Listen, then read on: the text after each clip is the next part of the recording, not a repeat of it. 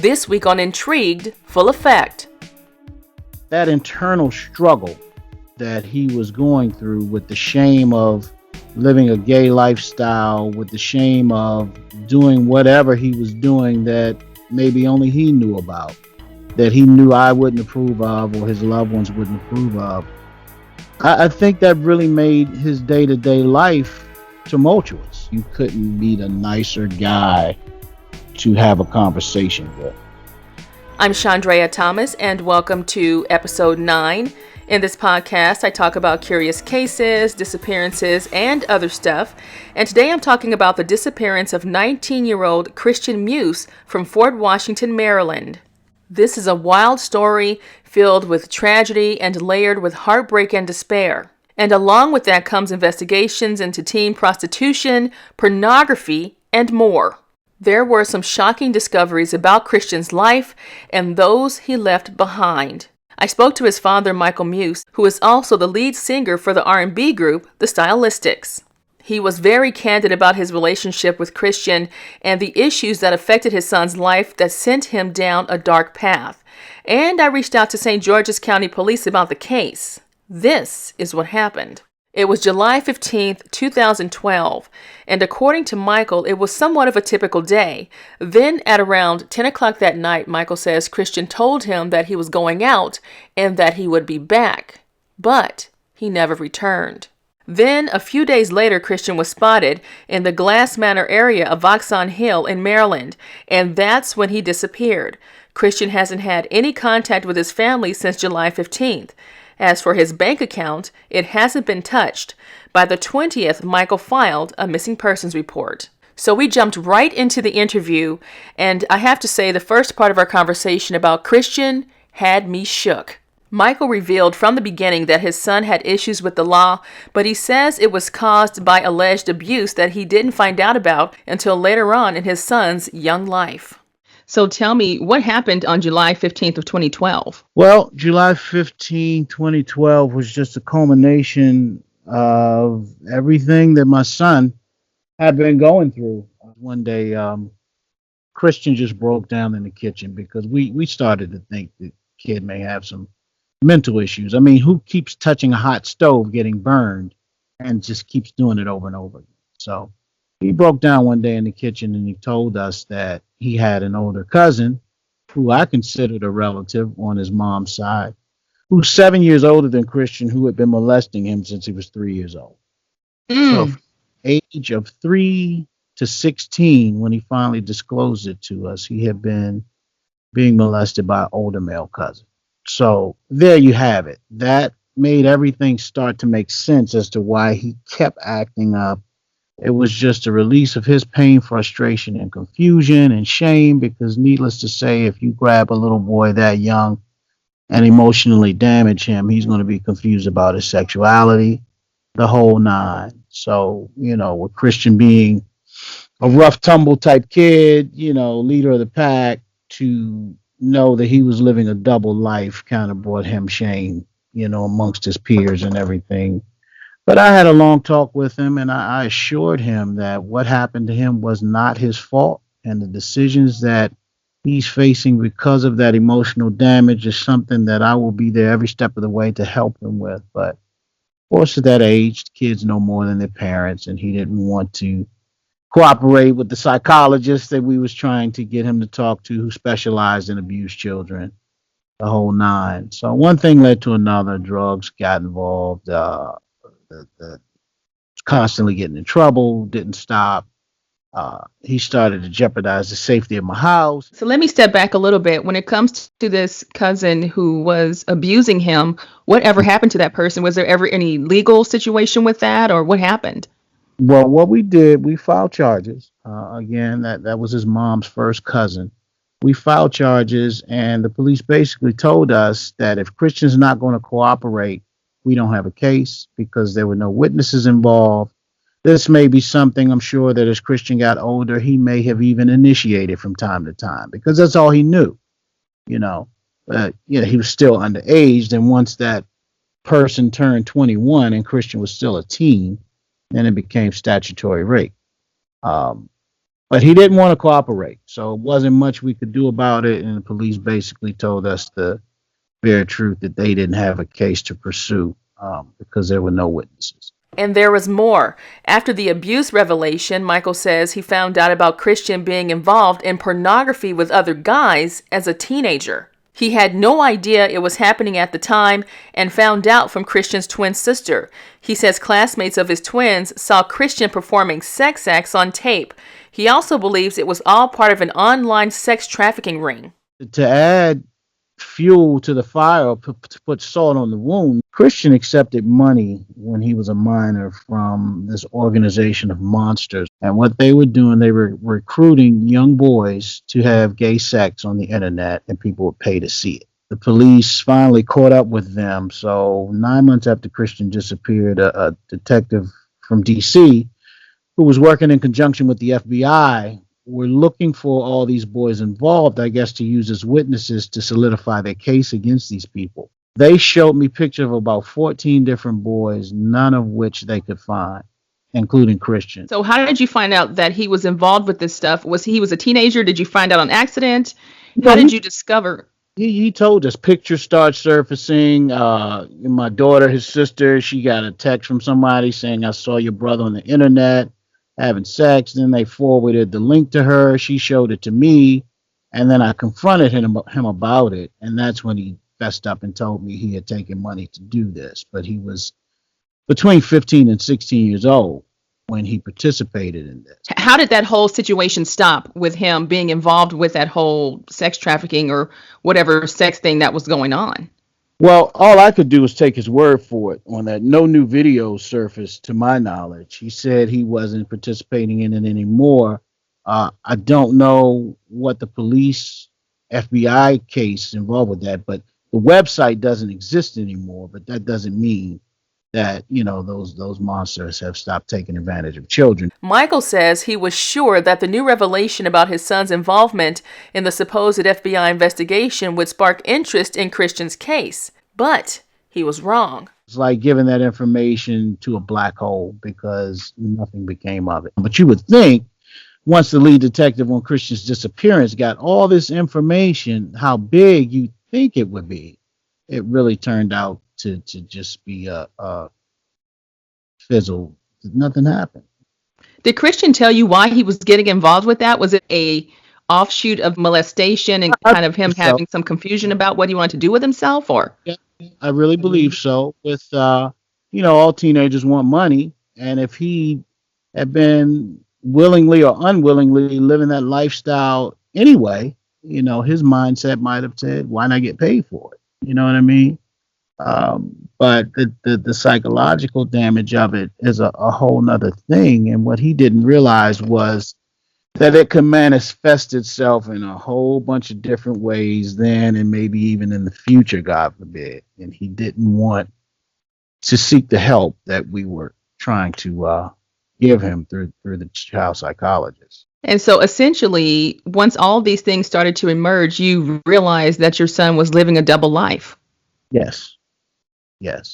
One that even his close friends, his heterosexual friends who he grew up with in the neighborhood, who he played football with, who he boxed with, who he fought with, all the boy stuff, those set of friends knew nothing about or did not know any of the other set of people that he was dealing with and hanging out with. Did your son ever come out to you as being gay? No. Only when he told me about, what had happened with his cousin. And then after that, we started to see signs, and he finally admitted that he liked boys and girls, As a parent, I'm sure that's a lot to even handle. I'm curious, when it comes to your last conversation with Christian, what was that conversation and what was that day like? Do you remember? I'm sure you do. Well, he was going through a lot that day. I think he had gotten a fight that day. After he got in the fight, he went and got high, and I think his drug of choice may have been PCP at the time. There was a lot of stealing going on, things missing from a house because of his drug use, the whole nine. My son wasn't an angel, but I do attribute all his, because the kid was smart. Christian made the honor roll twice in his senior year at Oxon Hill Senior High School, and he was determined to graduate. You know, a lot of people say he maybe have been running because he was on probation. Christian never missed a probation meeting. He was always on time. His probation officer loved him. She saw always praised him about how well he was doing in school, the whole nine. We had been off and on arguing that day, just me being a dad, trying to keep him in line, and giving him the advice that I think young men going through those growing pains need. But when he left, he did say, "Dad, I love you. I'll see you later," basically, and he never came back. At the time of Christian's disappearance, he had just finished some college classes and was looking for work as an HVAC technician. After dealing with robbery charges, Michael says that Christian was trying to get his life back on track. He had finished some college courses that PG County Community College had offered and got some certifications in trade things like HVAC, drywall, stuff like that he could get a quick, easy job with. So he was doing quite well. But I guess his demons got the best of him, and he decided, maybe even for our own safety, that it's time for him to leave. Because there's no doubt he left on his own. But apparently something happened to him, or he gotten involved with some dangerous people or something to that effect once he left. And the conclusion that I draw, whatever the reason is that he's not here, it's not by his own free choice. I really believe that someone's holding something over his head, or maybe threatening to do us some type of harm if he resurfaces, but it's not by his own free will that he's not here. I know one thing is for sure. This story became more and more intriguing as we talked. It was cool between him and I when he left. And another thing, Christian had a young lady pregnant when he disappeared. She is the last known person that I know of that spoke to him, because we've conversed throughout the years. And when he first went missing, she told us that she talked to Christian like 3 or 4 days after he disappeared, and he wouldn't tell her where he was, but he did say he was going to come to North Carolina and for them to start a family and raise their child together. And that was the last that she heard of him from him. Then Michael dropped another bombshell. He got some shocking news more than 6 years after his son's disappearance. The little girl's 6 years old now. We just got the DNA test results back 2 weeks ago and found out that I am a grandfather. Because for a long time I didn't know that they could actually use my DNA to determine paternity. So I'm a grandfather, 6-year-old Angel, and her dad is missing. And we just want to find some answers. How is the twin sister handling everything? That is a great question. Just put it this way, with them, and I've heard stories about a lot of twins. I know they have a spiritual and metaphysical connection that I really can't explain. Just to give you an example, when my ex and I first got separated, Christian lived with me, and my daughter lived with my ex-wife. So what we would do, we would try to get them together at least once a week or at the end of the week to, so they could still have that bond. But at one given point, for whatever reason, I don't remember what happened, they hadn't seen each other or been around each other for an entire month. And they caught the chicken pox on the same day. Now she's really starting to worry a lot, and it leaves her in a state of confusion where she really can't get her own self together. And she's pregnant now. She's about to give me a grandson in May. So she's going through some things, and, her biggest obstacle or her biggest burden in life right now is not knowing where her twin brother is. What do you know about the status of his case right now? All I know is that PG County Police, I will give them one thing on this side. They're overburdened, because when they first took on my case, a female detective who was in charge of the case told me basically that she was the only person in the missing persons division for the entire District 4 of PG County. Just her. She had no assistant, no squad, no team, just her.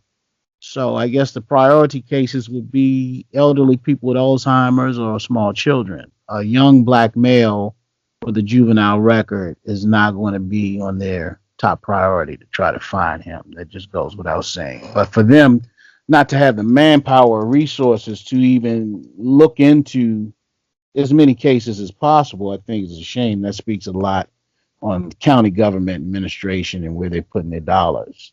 That's really not her fault. But what I do blame on them is that they only seem to show interest when they know the media is about to be involved. I've done several TV interviews over the years, and it seems like as soon as they find out about that, that's when I start receiving the phone calls. We've been doing everything we can and blah, blah, this and blah, but they have no answers. And basically, the first detective used to call me asking me, have I heard anything? Well, what are you doing? I've given them leads before that they didn't follow up on. I don't even know if she ever even talked to the last person that he was with, which was a neighbor of mine by the name of Lonnie, who dropped him off around the corner. And he says that's the last he saw of Christian, and he was waiting on somebody to come and pick him up. Well, when the detective went to talk to Lonnie, Lonnie wasn't home, and I don't think she ever spoke with Lonnie. How can you not talk to the last person that he was with? I reached out to Prince George's County Police multiple times to try and get an update on the case, and I've gotten emails directing me to various people who I then reached out to, and as of now, there is still no response on the state of the case. But I did find some recent media reports about the case, and according to local news outlets, the case is still open and it's assigned to a detective. So basically, what you know about the case from police at this point is that it's still just an open case, no new leads, no anything other than what you already know. Exactly. And what really teed me off with them is that when the case was changed over to another detective, they didn't notify me. So I'm trying to get in touch with the first detective. The case had been given to another detective who handled it maybe about a week or two, and then it got switched to another detective. And I didn't know that either until she actually knocked on my door when I wasn't home, asking my oldest son things involving the case. Switched their computer or their case system from paper to computer, and when Channel 9 here in DC wanted a case number, they couldn't provide one because they couldn't find the case number.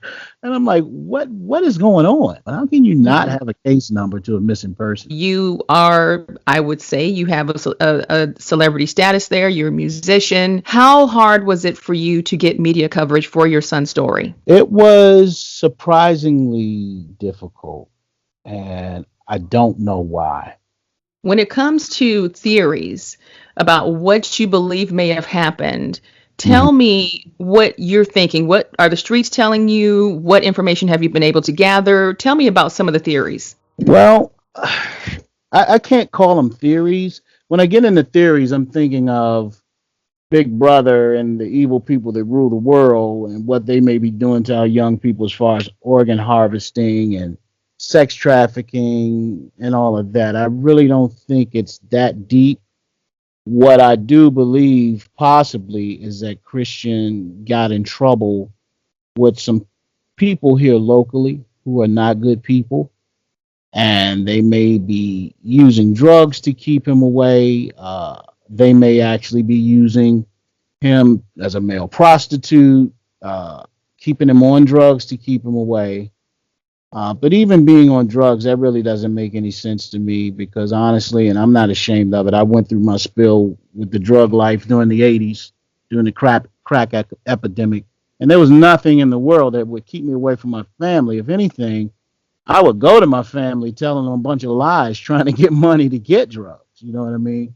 So I can't say it's a drug thing that's just keeping him away. I think Christian really is in deep with someone that's threatening our life or his life if he resurfaces. That's what I believe. I have seen, as I was researching the story, ideas about maybe some amnesia, and like you said, maybe the sex trafficking, and I've seen witness protection as a possibility out there. Those are things that kind of went through your mind too. Yeah, well, as a parent, everything goes through your mind. And needless to say, I have the craziest dreams about what could possibly be going on with him. And I think when it's all said and done, it may even be something that I never thought of. We've heard, and what makes it even crazier, we've heard so many different things. We've heard about three different sources that he was killed. The first being some guy that ran into his old girlfriend at a restaurant, and he was basically telling her he knows who killed him. This was early into him being missing, but he's not going to say anything, and he deserved to die. The detective at the time did catch up with this guy and talk to him at his job, but of course he denied saying any of that stuff. That's one of the people we heard. Someone was in jail and said Christian was buried in the woods in Arizona, but we've also heard that he was just seen in Forestville, Maryland, January of 2017. So it really gives you nothing to gravitate towards because the stories just don't add up. So you don't know where to start, you know. Did you check into the witness protection option? And if they do tell us anything, all they can tell us is that he's in a program and he's okay. They can't send pictures, no whereabouts, no nothing. That actually leads me to my next question. Do you feel that your son is still alive? In your spirit, do you believe that? I do. I do, and maybe that's just the faith that I have, because right now that's all we have.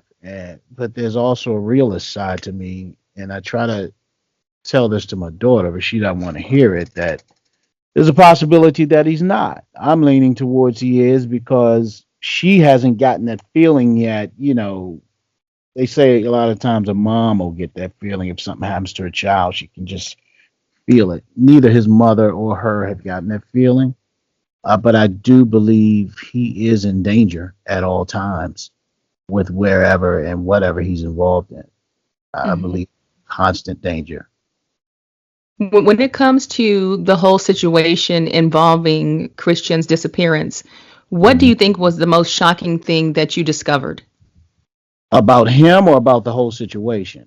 Just about him and about the situation. Well, what was shocking to me was that with me being so well known in the area, that nobody has stepped forward and gave me any concrete lead. I mean, everybody knows me. I can't say I know everybody, but if you do music in a town small as DC for over 30 years, everybody knows of you. I mean, go-go music in DC is like what jazz is to New Orleans or what reggae is to Jamaica. And as much as we've put that story out, everybody knows about it, but no one has stepped forth with saying, yeah, I've gotten phone calls from people who care and were willing to lend their help. Yeah, I saw your son on New York Avenue. You need to get up there. But of course, it would always be a person who I saw him, didn't really know it was him, but then when I got down street to the second light, I realized that was him, and then I went back and he was gone. Nobody ever has the clarity of mind to say, "Damn it, that's him. Let me take a picture." No, I mean that's what's frustrating because it seems like anything else that happened, people have their cameras ready and then it's on Facebook immediately. But when they see him, their cameras are never ready. Did you guys ever conduct any searches for him or have any idea of where to look for him? Did that ever happen over the course of all this time? Organized searches, no. People on foot just passing out flyers in the different neighborhoods Christian used to frequent. Of course, me being a part-time Uber driver, I carry a big poster in my car while I'm driving Uber, and anybody 30 and under that gets in my car, I show them that poster and I start asking questions.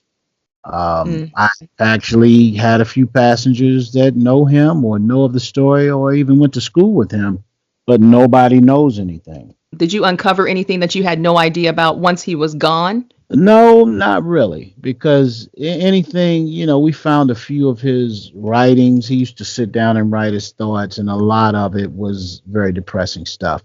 But that all made sense because of what he had went through. So that didn't shock me to find that. The part about him being molested was the shocking part because this person who did it, I looked at him like he was a kid when I met him. Who would ever think that a 10-year-old kid would be molesting a 3-year-old baby? And that's his cousin. You always think maybe the stepdad or mom's boyfriend or some creepy neighbor, but for another child to be the one, that was very shocking. and for it to continue as long as it did without Christians saying anything, that was shocking. But everything I've learned about pedophiles and child molesters, 9 times out of 10, they've been molested.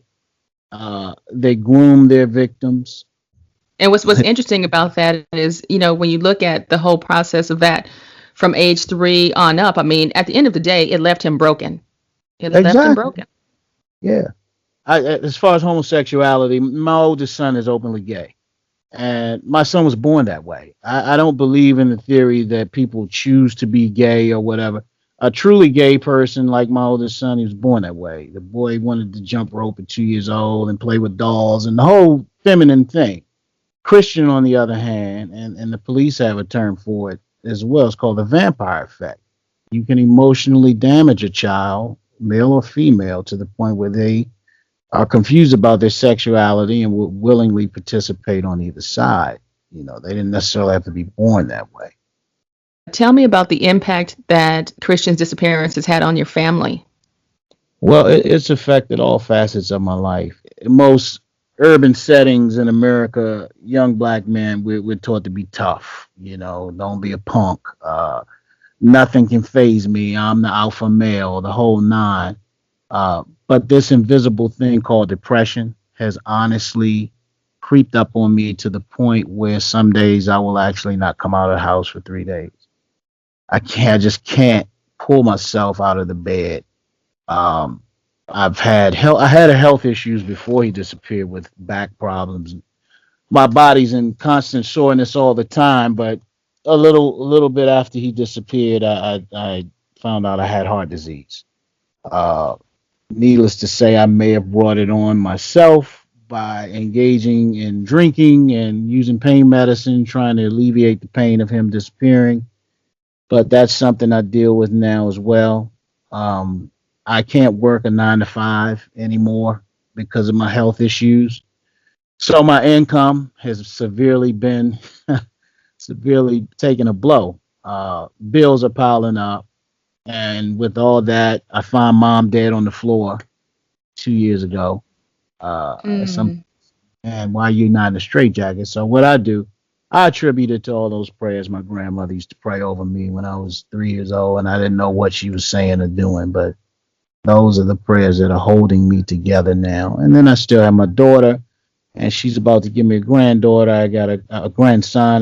There are other people that I have to be strong for, but it is certainly taking its toll. I'm not the same confident, strong, cocky Michael Muse that I was before my son disappeared. In desperation to find Christian, Michael offered up his 401k for information that could lead him to his son. He also has a 4-year-old GoFundMe campaign that's still up and running as a reward to bring Christian home. His goal is $100,000, but as of now, it still stands at $2,800. He also recently entered his DNA into the NamUs system. When it comes to the challenges of the investigation, what do you see those challenges being? Time, of course. The older a case gets, the harder it is to solve it with missing persons. You know what I mean? Um, and then just the fact, I mean, I'm never going to stop saying that we live in America, and a lot of people wonder why we say Black Lives Matter. The point of it is we shouldn't have to say it, but we do. And I think on a larger scale, this is a young black male who was almost a man when he went missing, who had a criminal record. So, in the eyes of the law, some of them may be thinking, well, he ain't on the street. Maybe that's better for society. Who knows what they're thinking? So, Mm. all internal thoughts and feelings that people keep hidden, that's a big obstacle too. And just speaking with other black families who've had molestation cases in their family, I think the molestation thing in black families is a lot more prominent than we care to talk about. It's something that I think black families have kept taboo for years. And one thing about a lot of black folks, we weren't ones to seek the emotional and psychological help, that we would need after going through something like that. Even as a parent, there may be some organization that I may need to talk to get me through this. But just the way I was brought up tells me you're not going to a psychologist. That means you're admitting you're crazy or whatever, And I think things like that need to be talked about more within the black community, molestation especially. I'm finding through talking to people that a lot more people have gone through that or know relatives that have than I would have imagined 10 years ago. Is a bigger problem in our families than is talked about. Is there anything new that you haven't talked about before publicly that you want to share, or have you pretty much put it all out there? I've put it out there. I have. I mean, I'm trying everything I can. I always say I do have this huge idea in mind, and I don't, and nothing's too big for God, I believe. But one thing I would love to do is get an event called Bikes Across America. And what I would want to do is get whoever wanted to join, celebrities, regular folks, working folks. I want to take a ride from DC to San Diego on bicycles. And everybody gets a sponsor. We'll blow it up and make it as big newsworthy as possible, you know, for whatever missing loved one you want. I mean, of course, the face of it will be Christian. But if anybody has missing loved ones or just want to support Christian or a cause of their missing loved one, let's get some sponsors and take this ride across America and bring attention to missing kids. It's just so much going on, and it's just like it's us, so people don't seem to care. If every 2 weeks a little white boy or girl went missing in Gaithersburg or Germantown, Potomac, Maryland, you know, people with money and a different complexion, would it be newsworthy then? Because since Christian has been missing, definitely, I'm going to say at least 500 to 600 kids have gone missing. Michael says even though his son had some struggles with the darkness in his life, he tries to remember the good times Christian shared with his family. It was the life of the party. Anytime we would have family gatherings, if he wasn't there on time, everybody was like, well, where's Christian? When's he coming? Because as soon as he got there, you know, it was time to Joan or shoot the dozens, whatever you want to call it. He loved to play games with the family, whether it be spades or, and then if his record came on, he couldn't dance, but he would try to dance, and that's what made it even funnier. And everybody knew how loyal he was to his family. You couldn't meet a nicer guy to have a conversation with. You couldn't meet a nicer or loyal friend if you became friends with him. I wouldn't wish this on my worst enemy. If I got a knock on the door for them telling me to come and identify a body and it was him, that would be a relief at this point. It's the not knowing that is torture. When it comes to my final thoughts about this case, I can't help but think about where Christian went and why. Did he see something he wasn't supposed to see? Did he get wrapped up in a situation that put him and his family in danger? Is he in witness protection? Was the porn ring he was involved in part of his disappearance? I also think about how broken Michael said Christian was after being molested as a child and the impact that had on his life and his choices. And as a result, he seemed to be struggling with his sexuality. Christian was a young man with a lot happening in his life, with a father who was trying to save him. And now, more than 6 years later, Michael gets confirmation that Christian has a 6-year-old daughter. All I can say to that is, wow. The family may not have Christian, but they do have a piece of him to carry on. For some reason, I thought if someone had some degree of celebrity status, it would help. But in Michael's case, it didn't. It was also striking to me that Mr. Muse talked about the issue of molestation within black families. I really wasn't expecting him to get into that, but it is a taboo subject that people really don't talk about in general. I hope that someone will hear Christian's story and come forward with information that can let the family know where he is so they can have some degree of closure. Christian, as of March 1st, would be 26 years old. He's 6 feet tall, about 145 pounds. He has a tattoo of CM under his left eye and a bird on his neck, along with other tattoos on his body. If you have any information on Christian's whereabouts, call the Prince George's County Police at 301 352-1200. Thank you for listening to episode 9. If you have any cases or disappearances that you want me to check out, just message me on the Intrigued Full Effect website or via email at intriguedfulleffect@hotmail.com. Until next time, be safe and stay true.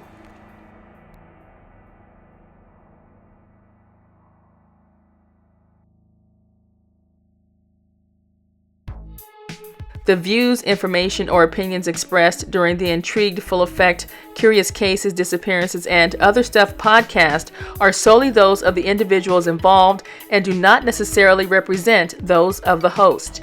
The primary purpose of this podcast is to educate and inform. The host of this podcast assumes no liability or responsibility for any activities in connection with opinions shared in the podcast. The podcast and blog associated with it shall not be used in any legal capacity or as a basis for expert testimony. Any copyright material in the podcast is approved by the owner or is part of the public domain. Music by Pond 5.